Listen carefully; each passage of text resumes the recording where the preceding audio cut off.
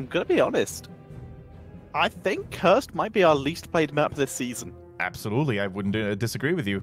Whatever the reason may be, whatever Chinese teams dislike about Cursed Hollow, this is already something that other teams in other regions can take away for the mid-season brawl, right? They're probably going to take Chinese teams to Cursed Hollow a lot. Not necessarily because they feel super confident on this map, but because Chinese teams still seem to feel super uncomfortable on playing there. Yeah, I mean, I'm trying to find out now, or at least work out if I can. Because I'm curious and I want to know. But that's still very strange that that is the case. CE target ban much? Yes, very true. And CE, they did do their homework. They prepared super well against KT, and they take out the Lunara. Now, some of you guys who weren't watching yesterday and the day before yesterday, you're probably going to be like, not like this. What is going on, CE? Are you out of your minds? But KT, as Tetris said previously, are relying on Lunara all the time when playing against Medivh. So this should be a Medivh ban right now. I would be very surprised if, they didn't do that exactly. And here it comes. That was a strong indicator for CE to go for the Last Guardian. And why is Lunara so good against Medivh? Well, there's a couple of reasons, but the most important one, in my opinion, is, of course, the poison damage. Hope, especially on the side of KT, had been doing such a fantastic job spreading his poison like there was no tomorrow. And then Medivh's shields, true, they will protect you against burst damage very well, but not so much against poison damage, because it's not a cleanse. The poison damage continues to tick after the short duration of Force of Will. And as such, Lunara, hard to touch, but dealing a lot of poking and consistent damage. You are correct, sir. So we're starting off with a Garrosh here. So all of the aggressive play we could see from Wind already coming to bear here. Also, I have just counted. Braxis, Volskaya, and Cursed Hollow are the three least picked maps. Both of them, all three of them on 2 map picks for the entire total of this phase of HGC China. So for the entirety of 2018, or just this phase? No, just this phase. Just okay. This particular double rotation we have. Ah, interesting. Cursed Hollow played as much as Braxis and Volskaya. Who would have thought? It is quite unusual. So, with Garrosh on the board, percentage damage becomes all that more important here. So let's see exactly what kind of percentage damage we could be seeing, or whether they're going to ignore it. Greymane, for example, I think could slip in very early here. Greymane Sonya would be the usual pickup we'd see by a lot of teams. We're going to see Malfurion, I forgot about him, and Tychus. So they're going straight in for it's a safe draft, but very different to the norm. The Malfurion makes a lot of sense, but it would be Malfurion Sonya or Malfurion Greymane. Tychus being prioritized over is purely a just move straight into the Garrosh. Exactly. Percentage damage is key when dealing with Garrosh, so as such, the Tychus makes a lot of sense. Now, Malfurion secured immediately. The question is, some people, or some teams, they value the Stukov way higher than the Malfurion for, obviously, all the playmaking capabilities he has and brings to the table. Now, I can remember having KT on that Stukov quite a lot, so oftentimes when you see Malf pick over Stukov, it's not necessarily because a team doesn't really value Stukov, but they may have not practiced it as much. And on the other hand, we have 365, who's become a rather scary Stukov. So now, of course, with the toss into the silence from Stukov, there's already a quite deadly combo. Speaking of deadly, though, a loot full on that Genji. Good times.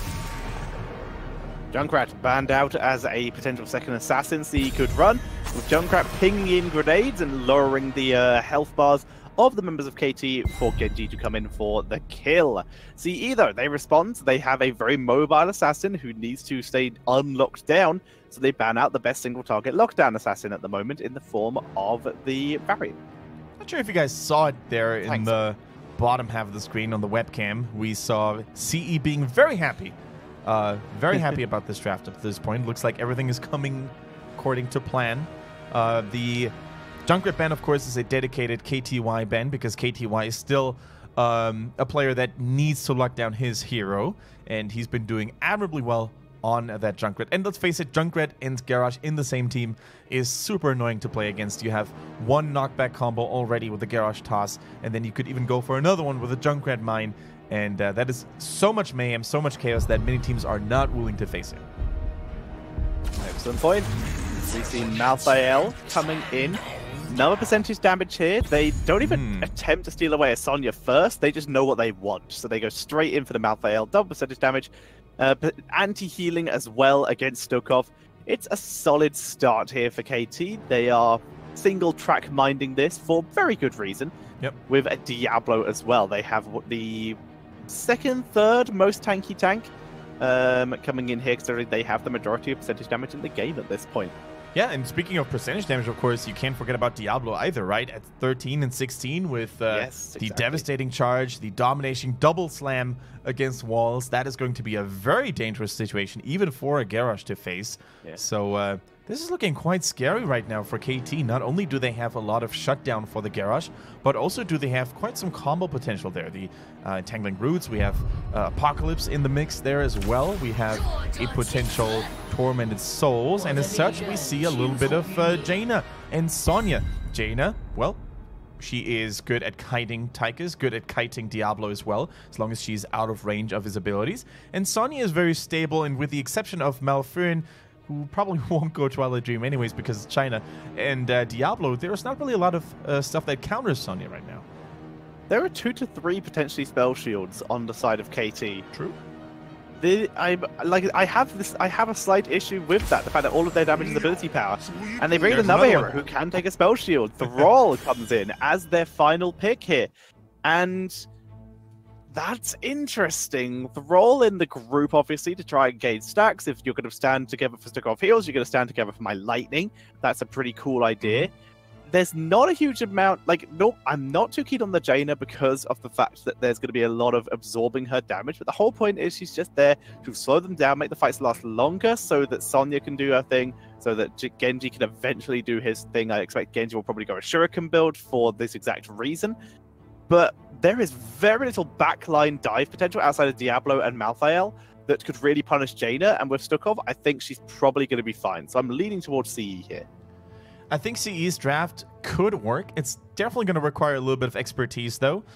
If Jaina continues to face Diablo in point-blank range, she's going to be pretty much shut down, because Diablo, let's face it, especially after acquiring 100 souls, is going to be very resilient towards the Jaina burst. However, if Jaina finds an exposed Malthael, if she finds an exposed Tychus, they can actually collapse super hard on those targets. Keep in mind that if they unite their burst damage, CE that is, Genji could very well find that reset that he's looking for. So Lupul is going to be a player to be on the lookout for. For now, though, we're going to introduce the teams to you guys with KT on the left-hand side. In the blues, we have Hope on that Thrall this time. Kaitu is playing Diablo, very scary on that hero. TWT on the support Malfurion. Licia is playing Malthael, and Zizim on Tychus. And on the right-hand side, it is CE with a Luful on Genji, Wind on Garrosh, 365. On the Stukov, KTY on Jada, and Zuyu is playing the Sonya. All right. A lot comes down to the assassins here in that game, I feel, because that Diablo otherwise could reign supreme with only a certain amount of threat be there. In fact, there's not a single percentage damage ability available for Jaina. And I don't think Sonya has any. So, yeah, Diablo, after receiving all those stacks, all those souls, should have a relatively good time. Thrall actually going for the Echo of the Elements here. Prioritizing single target DPS later on with follow-through at level 7 and double lightning to proc the follow-through over AoE damage with Crash Lightning. I love it. I absolutely love it. He needs to be able to... It's going to be so difficult and almost impossible for him to stack. I thought he was going to be one of those players who would just blindly go in for Crash Lightning that we've been seeing so often in every single pro division over the... like a couple of weeks ago. And I hated it so much, but no, he's reacted. He's never going to be able to stack. He might as well take a talent that's going to be potentially useful later and immediately useful now, because he can just gain stacks. Wind getting a triple stun there. Very well done. But yeah, I'm completely agreeing with you. I think especially if you take a look at Hero League at the moment, I think most of you guys will hear me out on this one. There are so many Thralls still left in there, although Thrall, I would actually say, is not really top tier anymore. And they will most always, oftentimes, go for the Crash Lightning no matter what, no matter the battleground. Never mind, Kaitu in trouble, getting surrounded here by Zuyu as well. Zuyu's not done yet. He is trying to go for more kills. Zuyu bursts down 2 heroes. Lovely wraparound, just chases them down. And Zism is able to escape, and that's 2 kills to 0, including one of them being the first blood coming in for CE. A lovely rotation down, in fact. I don't think Zuyu just lost a single bit of XP. Yeah, exactly. But back to the point I was trying to make earlier, in Hero League, in casual play in general, I think Crash Lightning is way too often prioritized over other talent builds, especially the Echo of the Elements, which is normally the go-to Soul Laner build because it provides you with more damage overall and, of course, you know, stronger single target damage with follow-through at level 7. So if you end up playing Thrall in Hero League, guys, always pay special attention to the map. Is there going to be a longer poking phase, a longer skirmishing phase, like on BOE, for example? Or is it going to be rotations over and over again with the enemy team running away from me? And even Rolling Thunder was seen in pro play, although I'm absolutely disliking this talent. I think it's the worst one out of all those 3. Speaking of disliking stuff here, I'm pretty sure KTY disliked that situation. He was completely surrounded by enemy members. He bought at least a little bit of time here for Sonya to get this Merc camp. Oh, Licia is so close. On a pale horse, you can see him speeding it there. Hi-ho, Silver, run away, as Genji puts the pressure on demounting him, as Genji is also very mobile. Also, we mentioned something earlier. I agreed with you, but I wanted to double-check anyway. I also did not think Sonya had a percentage damage talent. We were both incorrect, apparently. Giant Slammer, level 16. Every time Seismic Slam comes out, it deals 2% of a hero's maximum health as damage. That was 16, you say, right? Level 16, okay. It's on the same levels of Nerves of Steel, so it's not happening. It's very likely not going to happen, I agree. Nerves of Steel, although it was nerfed in the past, is still such a formidable talent. And look at Win. In my opinion, ladies and gentlemen, he is the best body blocker in the league. Is he going to secure the kill? Yes, he is. Win is an absolute monster. And now we have the infamous duel again between Thrall and Garrosh. Looks like this time it was Thrall being the one cheated on here because he was surrounded by Garrosh's allies. So well played, CE, getting 2 kills and what is most likely going to be the secured shrine as well for the Frozen Punishment. And KTY, he does this a lot on Jaina, and I actually really like it. You will so many times when he plays see Jaina in the solo lane, and that seems... Oh! No, why'd he run back? Why'd he run back? If he'd run away, he wouldn't have had the Ren Soul would have been in range. He would have lived if he just ran away. I'm not sure if Licia could have lived there, but yeah, going this way. Not Licia, KTY. Oh, KTY? He had just enough with the health regen to stay alive. Okay. Run out of range with the soul rip, then Malphite would have still died to the towers and he would have lived. Are you sure the poison wasn't really all the way through already? Yes, it's still in a tiny slip of blue. Okay. Well, then it was a little bit of a misplay by both players, actually. First of all, KTY getting back to the Malphite to actually end up with a soul rip, but also Licia going a little bit aggressive here, but that's of course sometimes something that happens, you know, you don't really pay attention to the walls, you're like, okay, I want to get that kill so badly, oops, already behind the enemy walls. Punisher, a very short range behind the enemy walls. As such, Gate is now down as well. That's going to be much more useful. Zuyu needs to be careful. Luckily, he has the power of spinning and can move himself out of danger. Licia finds himself caught and gets blown up. Down goes the Punisher though. Second tower is destroyed, and that's pretty decent value. A kill and both towers and the gate for CE. As long as Genji survives this, which Deflect allows him to do so, then this has already been value. If they get System as well, it's huge value, and they do. Reset for Genji, and Genji backs out. And that is the beauty of Stukov, ladies and gentlemen. That lurking arm prevented Diablo from using any other abilities to maybe shut down that Genji from going havoc onto the enemy backline here. For now, though, CE in full momentum. They have full control over this early game, despite losing KTY a couple of times on the Jaina. Literally a couple of times, by the way. 2 kills for KT. They're still in a major commanding lead. KTY securing that kill for his team, being thrown in by Garrosh. Not the usual target we would see for that kind of move. And I was wrong about something here. We do see Genji with a full Swift Strike build, not going with a Shuriken build. Makes a lot of sense. Their burst damage has proved way more than I expected. They are picking up those kills. And Diablo, not going with a Spell Shield as well, they're going to have a pretty reasonable time. Yeah, the Soul Shield at level 7 for Diablo, which of course lowers the damage of any ability damage dealt onto him. used to be the go-to, but I think with the new playstyle of Diablo being all about, you know, landing those late-game combos with devastating charge and domination, the diabolical momentum is just too much value to be passed on, right? If you lower the cooldown of your shadow charge, of your overpower, then you can really cause so much damage in the late game. You can oftentimes one-shot people all by yourself, and as such, you know, the Soul Shield remains rather unpopular these days. We still see it every now and then, but for the most part, it is almost always the diabolical momentum. And here, Hope cleaning up the lane. He was trying to bait Zuyu to stay longer. Lycia eats a spear. There's the route moving forward with Wrath the Berserker. Sonya has a reduced amount of CC that she's affected by. Very greedy there by Alufal. He goes down. Bit off way more than he could chew there. Yes. Oh dear. We don't often see these misplays or these wrong assumptions here by Alufal, who's without a doubt one of the strongest Genjis in the league. But at least with, you know, Genji doing Genji things, he bought enough time and cost a lot of distraction for CE to get the counter kill on Tychus in the bottom lane. This is one of those moments in Alufal's career that he would rather pretend that it never happened, and we're not going to talk about it anymore. That was like... Thrall holding back on his level 10 for the moment, being very patient.